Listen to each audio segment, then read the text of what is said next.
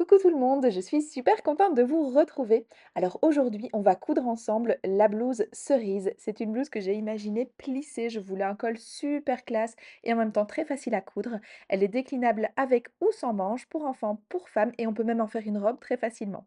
Allez, c'est parti. Première étape, vous allez thermocoller votre encolure. Donc pour ça, vous allez prendre votre col que vous avez découpé 2 fois. Il y a un des 2 cols que vous allez venir entoiler, celui que Charlotte montre, et l'autre pas. Alors, c'est pas une règle universelle ici, elle en a entoilé un des 2, donc celui du haut l'est, celui du bas ne l'est pas, mais ça dépend vraiment de l'épaisseur de votre tissu. Si vous êtes sur un tissu qui est très très fluide comme une viscose par exemple, vous pouvez avoir intérêt à entoiler les 2. Donc nous, les versions en viscose, on entoile les 2 avec un thermocollant léger, soit un G700 qui est un peu plus rigide mais qui est complètement OK pour ce genre de tissu, ou alors un H180 qui lui va être plus léger. Donc ça, c'est vraiment vous qui choisissez. Ensuite, on va préparer le col. Donc, vous avez votre pièce entoilée et vous avez l'autre. Alors, peut-être que les deux le sont. La première chose, c'est qu'on va venir insérer notre petit cordon élastique. Donc, pour ça, elle a utilisé un papier collant pour pouvoir venir l'entourer et que ça ne bouge pas trop. Vous venez le positionner comme ça entre les deux crans. Ça sert à rien de d'épingler, vous n'y arriverez pas. Et là, vous allez faire une petite piqûre. C'est un petit peu délicat, c'est un petit peu la partie la plus délicate de la couture de cerise, mais au moins ça arrive au début, après c'est fini. Vous allez piquer tout doucement avec des tout petits points pour pouvoir maintenir l'élastique sur un des deux cols. Ok? Parce qu'évidemment, on n'a pas envie que l'élastique se casse rapidement parce que sinon vous allez devoir recoudre à la main, ouvrir, etc. Voilà. Le deuxième col, donc la deuxième pièce colle, vous allez retourner au fer à repasser un petit centimètre vers l'envers. Une fois que vous avez fait ça, voilà, on vous montre de près que ça a été cousu. Donc on couvre vraiment près du bord, donc passez plusieurs fois si vous avez besoin.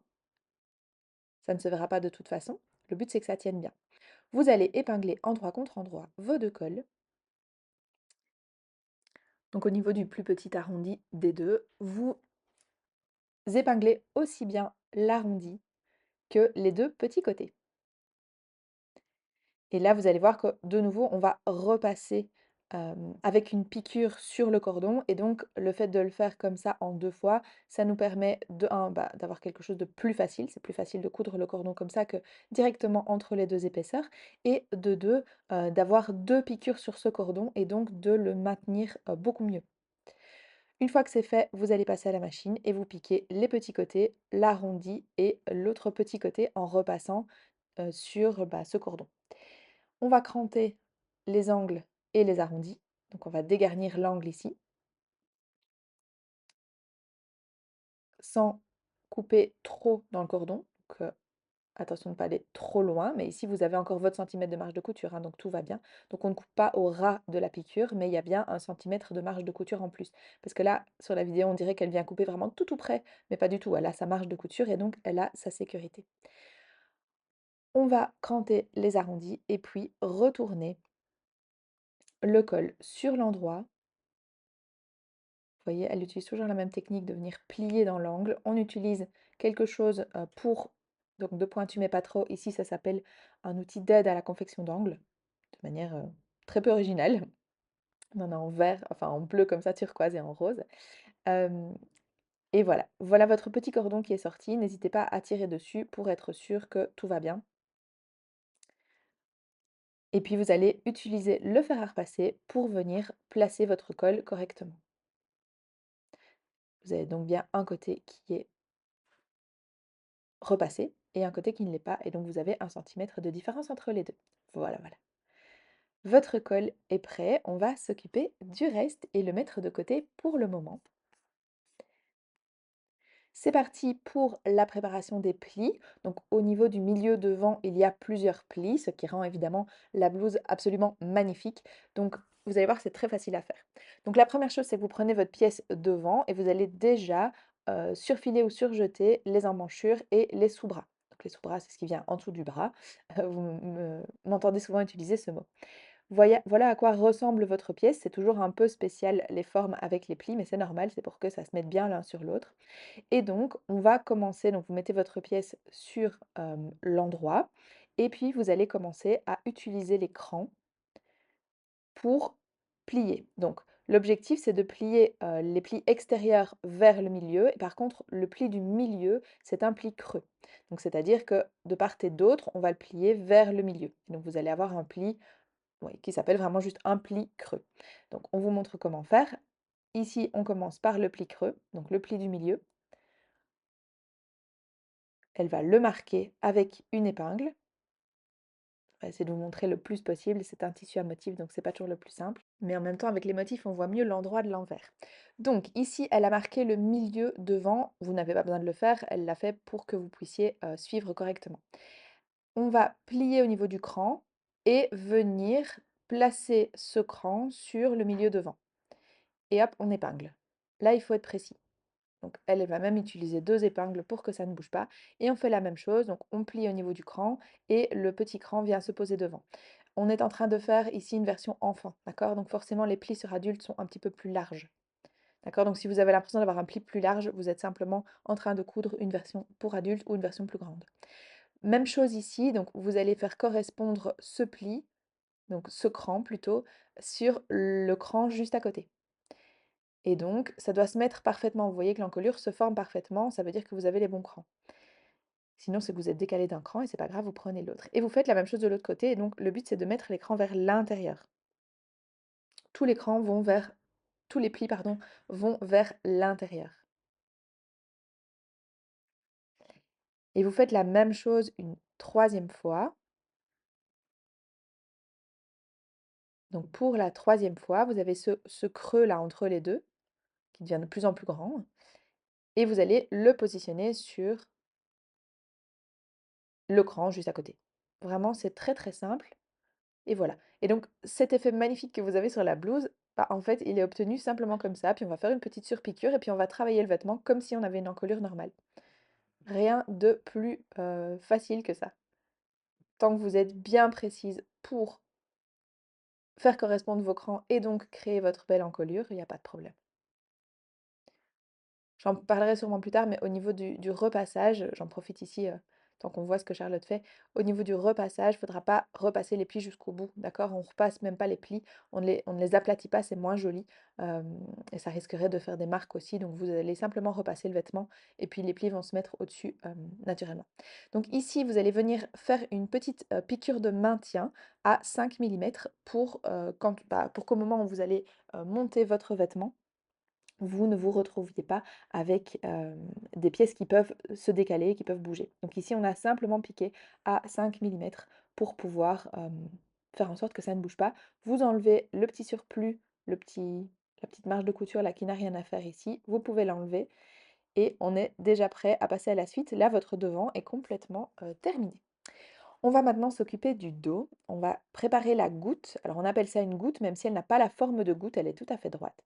Donc pour le dos, vous allez faire comme pour le devant, vous allez surfiler ou surjeter les sous-bras, les épaules, mais aussi les milieux dos. L'avantage de cerise, c'est que le dos, vu qu'on l'a fait en deux parties, eh bien, on peut se permettre de ne pas avoir de parmenture, donc d'enforme au niveau du dos, et simplement d'avoir une petite goutte très très très facile. Donc là, vous avez un cran au milieu du dos. Ça va être le départ de votre goutte, donc le bas de votre goutte. Donc forcément, vous n'allez pas aller piquer ici jusqu'au-dessus, sinon bah, il n'y a pas de goutte, vous allez tout fermer. Donc on va épingler tout le dos du bas jusqu'au cran. Et c'est tout. Et ensuite, on va aller piquer à 1 centimètre entre le cran et le bas du dos pour ensuite écarter les marges de couture au fer. Ça, c'est très important. Donc voilà à quoi ça ressemble et votre petite goutte, bah, en fait, elle est déjà formée. Évidemment, on va venir faire une petite surpiqûre pour que ça ne bouge pas et que ce soit joli. On vous montre de près. Donc voilà ce que ça donne. Vous avez évidemment repassé vos marges de couture tout du long, même si vous n'avez piqué que jusqu'au cran, vous avez tout repassé de la même façon. Et donc voilà ce à quoi va ressembler votre goutte avec les marges qui sont déjà repliées. Maintenant, on va venir faire une piqûre tout autour pour maintenir la goutte en place. Et donc, on va piquer de gauche à droite. ainsi que dans le bas. On va faire une sorte de petit, rectangle, où il manquerait, le petit côté du haut et donc vous allez piquer à quelques millimètres. On descend, on traverse et on remonte. C'est important de traverser et pas de faire juste les 2 côtés parce que ça rend, du coup la couture beaucoup moins facilement déchirable, d'accord? Donc voilà ce que ça vous donne. Vous avez ce petit rectangle, on dirait presque qu'on a posé un zip. Vous voyez qu'on a fait le tour juste en dessous du cran. Prenez quand même, quelques millimètres en dessous de votre cran. Voilà qui est fait. Maintenant, on va assembler le devant et le dos comme dans absolument tous les patrons de blouse, tous les patrons de t-shirt. Donc là, il y a vraiment rien de neuf sous le soleil. Vous allez faire correspondre vos sous-bras, vous allez faire correspondre vos, épaules et puis simplement vous piquez. Ça vous fait 4 piqûres à 1 cm. Là, vraiment, on ne va pas y passer des heures, vous l'avez déjà fait plein de fois. On va maintenant poser le col. Donc, une fois que vous êtes prête avec votre pièce, devant et dos, enfin, une fois que le vêtement est presque monté, on va venir positionner le col. Donc, la partie non pliée, on va venir la poser à partir du dos, du milieu dos, endroit contre endroit, avec l'encolure. De nouveau, c'est très simple. Il n'y a pas d'embu, rien du tout. Alors évidemment, vous êtes en train de faire correspondre 2 courbes qui ne sont pas tout à fait identiques, mais si vous respectez l'écran comme Charlotte est en train de vous le montrer, eh bien, il y aura absolument aucun problème. Le milieu devant, tout ça, c'est très facile. Et donc, voilà qui est fait. Vous avez positionné votre col sur votre encolure. C'est normal qu'il y ait un peu d'embus, c'est logique, ce sont des courbes. Ne vous y attardez pas, tant que vous avez bien réparti, tout va bien se passer. Donc, on va venir piquer à 1 cm en écrasant bien pour piquer au niveau des marges de couture. En fait, les pièces en elles-mêmes, elles ont exactement la même longueur, mais vu qu'il y a des marges de couture qui viennent s'ajouter dans les angles, dans les courbes, pardon, ça crée plus ou moins de matière. Donc, une fois que c'est fait, donc ça a été piqué, on a piqué à 1 cm, voilà ce que ça donne.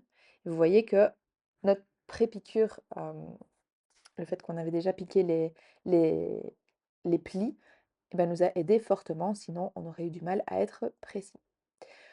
On va maintenant replier le col sur l'envers, donc pour voir l'endroit du col.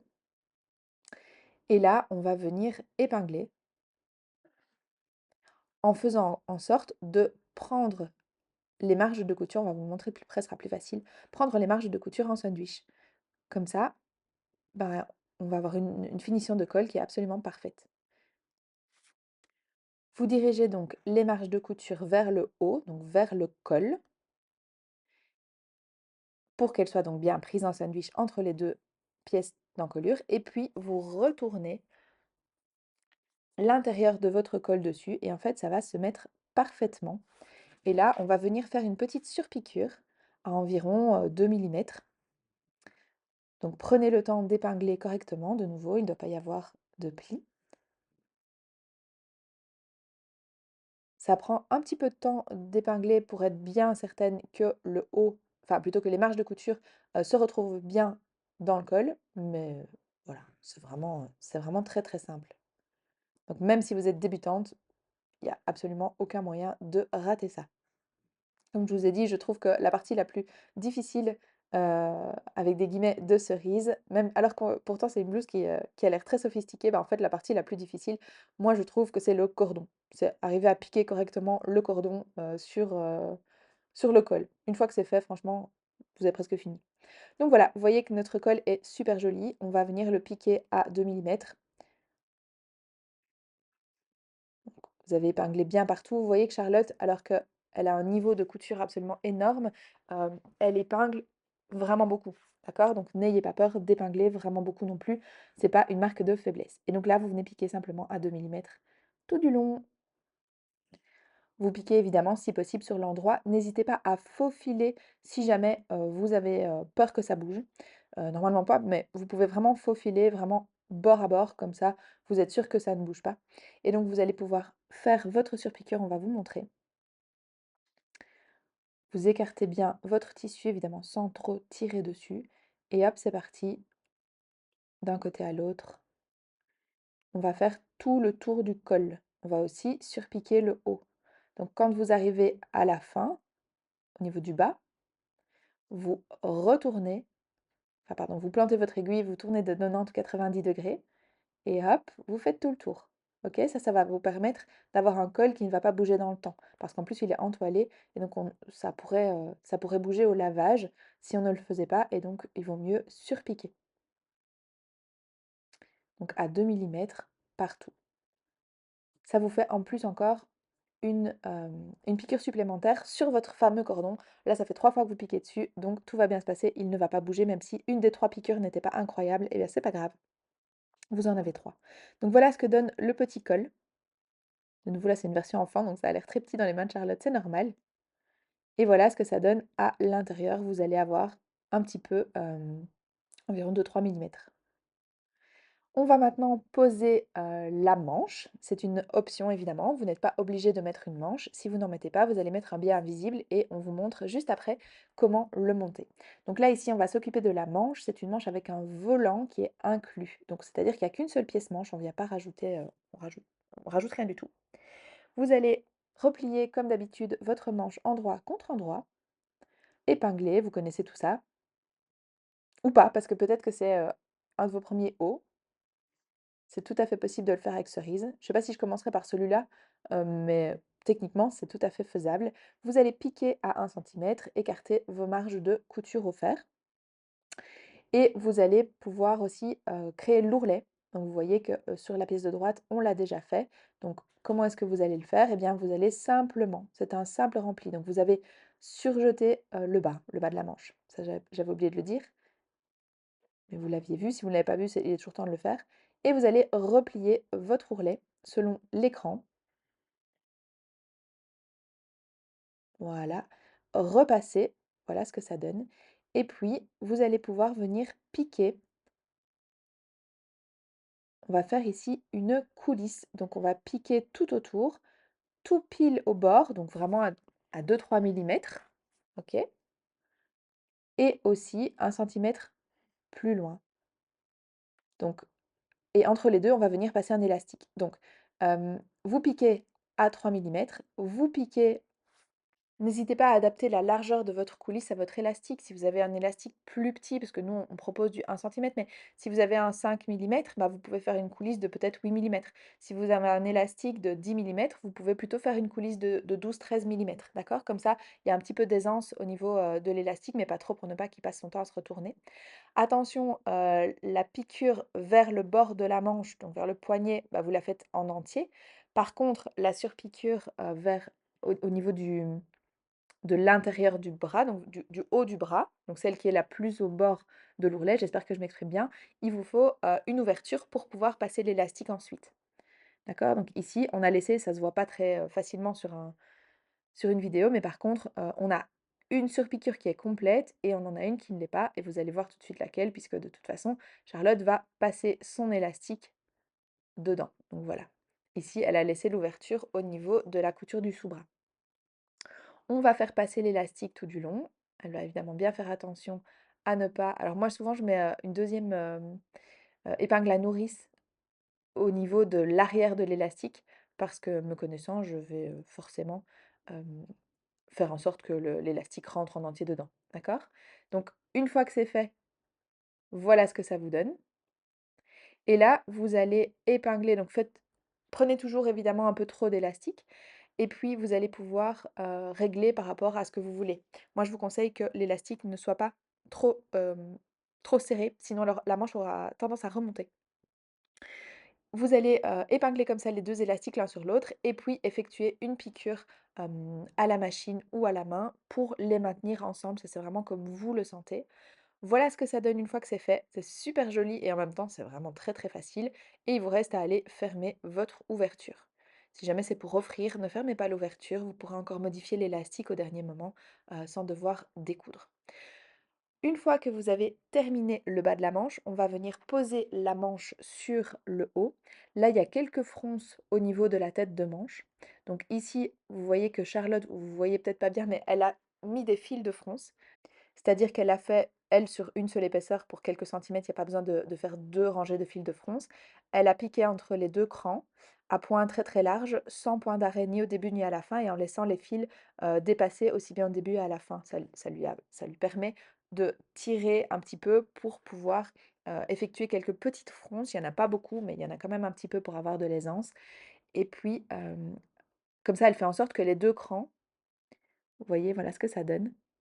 Que les 2 crans viennent se superposer avec, l'écran présent sur le patron ou alors en tout cas que la le tour d'emmanchure corresponde entre, bah, la manche et le vêtement. Donc ça, vous voyez un petit peu comme, c'est plus facile pour vous. Au niveau de la finition sans manches, de nouveau, c'est une option puisque forcément vous allez mettre soit des manches, soit pas de manches. Vous allez prendre un biais qui va avec votre tissu. On vous a fait dans le livret toute une explication sur le montage du biais et on a décidé donc dans cette vidéo de vous montrer une autre façon de le faire. Donc comme ça, si vous quand vous avez le livret, bah, vous avez une façon de le faire et ici Charlotte a décidé de vous montrer une deuxième façon donc que vous ne retrouverez pas dans le tuto, que vous retrouvez uniquement ici. Donc parfois avec des biais comme ça, donc c'est les biais du commerce, c'est le biais qu'on a, il fait 27 millimètres de large, on peut avoir l'impression que c'est un petit peu large. Donc on vous montre simplement une autre technique. Vous allez ouvrir le biais et puis vous allez le replier envers contre envers, bord à bord. Vous pouvez aller le repasser à la machine. En fait, on n'a plus besoin du pli qui est déjà préformé quand vous achetez le biais. On va venir épingler notre biais. Donc elle aurait pu passer à la machine. Ici, on n'est pas en train de le faire pour de vrai. On a recoupé une pièce pour pouvoir vous montrer. On va épingler endroit contre endroit. Vous voyez qu'elle a laissé un petit centimètre sur le côté qui dépasse un petit peu. On va épingler endroit pardon, contre endroit, bord à bord. Et avec le biais, on n'épingle pas les extrémités d'abord, puisque vous ne connaissez pas la bonne longueur avant de commencer. Donc ça, c'est normal. Et donc, vous épinglez tous les 2-3 centimètres, quelque chose comme ça. Ça dépend évidemment de l'arrondi. Plus il y a d'arrondi, plus on va épingler, plus c'est droit et moins c'est important. Puisque moins ça va avoir tendance à bouger. Donc ici, on va tout épingler. Ça, c'est une technique qu'on n'a pas encore montrée. On n'a pas encore beaucoup travaillé avec des biais, chez Clafoutis. C'est pas ma finition préférée. Je trouve que c'est très joli, mais je suis pas fan de la pose de biais. Donc en général, on part plutôt sur des parmentures, sur des doublures et cetera. Mais, bah, dans Cerise, on voulait absolument un biais pour pouvoir finir la manche correctement et clairement, Cerise n'est pas une pièce qui serait intéressante doublée. Donc voilà ce que ça donne. Une fois que c'est fait, vous avez un peu d'embu au niveau du biais, c'est normal. Donc là, on va piquer à 1 centimètre tout du long. Donc ici, on est sur une pièce test, mais vous auriez piqué le devant et le dos. Et puis, on vous montre ici comment on va faire la jonction. Donc pour faire la jonction, il y a plusieurs façons. Soit vous ouvrez comme ça et vous allez faire le raccord, soit vous venez entourer l'un par l'autre et vous piquez 1 centimètre, soit vous le faites dans le biais. Donc ici, je ne vais pas rentrer dans le détail. Par contre, je publie en même temps que cette vidéo une vidéo tuto spécifiquement sur le raccord du biais. D'accord? Donc comme ça, n'hésitez pas à aller la voir, je vais vous mettre le lien. Donc une fois qu'on a piqué ici à 1 centimètre, voilà ce que ça donne des 2 côtés. On va pouvoir venir dégarnir.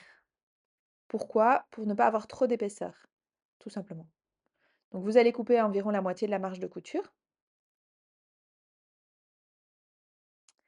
Et puis, vous allez pouvoir venir retourner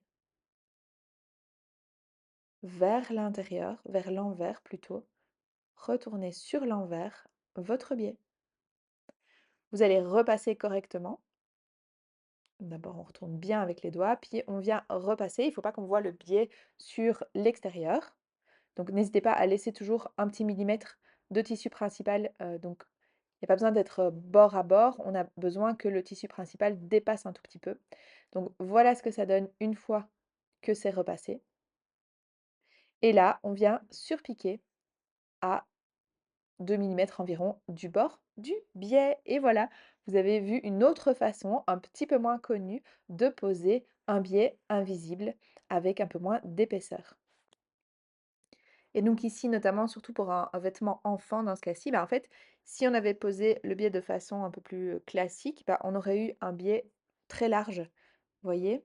ce qui est quand même un peu moins esthétique que le biais que vous avez, ici pu poser, qui fait un peu plus d'1 centimètre. Sinon, on se serait retrouvé à 2,7 centimètres. Donc, voilà, c'est une chouette technique aussi, qui est très, très facile à mettre en place. Il y a encore une autre technique qui serait de replier, alors là, si vous étiez parti sur le biais dans sa forme la plus large, hein, de replier et puis encore replier. Et donc, ça enlève le fait que le biais soit aussi large à l'intérieur, mais par contre, ça crée une surépaisseur. Donc voilà, les 3 techniques sont tout à fait correctes. C'est vous qui choisissez l'effet que vous voulez. On va finir par l'ourlet et la pose du bouton. Donc l'ourlet, on vous l'épargne, vous faites un ourlet, tout à fait normal et puis, bah, vous venez poser le petit bouton, à l'endroit indiqué sur le col. Donc ici, on a fait un ourlet, vraiment très, très simple, c'est un double rempli. Donc c'est-à-dire qu'on l'a replié 2 fois et puis on est venu piquer. Vous faites un double rempli, un simple rempli, c'est vous qui décidez en fonction aussi de votre tissu, de sa transparence et cetera. Et on vient poser le petit bouton, c'est un petit bouton super facile à poser, l'avantage c'est qu'il y a pas de boutonnière à faire et voilà ce que ça donne une fois que c'est posé. Il est assez bien mis au bord, mais de toute façon vous avez les repères et puis de toute façon, faites-le à l'œil, vous allez voir, c'est très, très facile tant qu'il vient se mettre correctement dans votre cordon, tout va bien. Voilà, on a terminé la blouse cerise de Lilou. J'espère que, vous avez apprécié ce tuto et on se voit très, très vite pour un prochain tuto.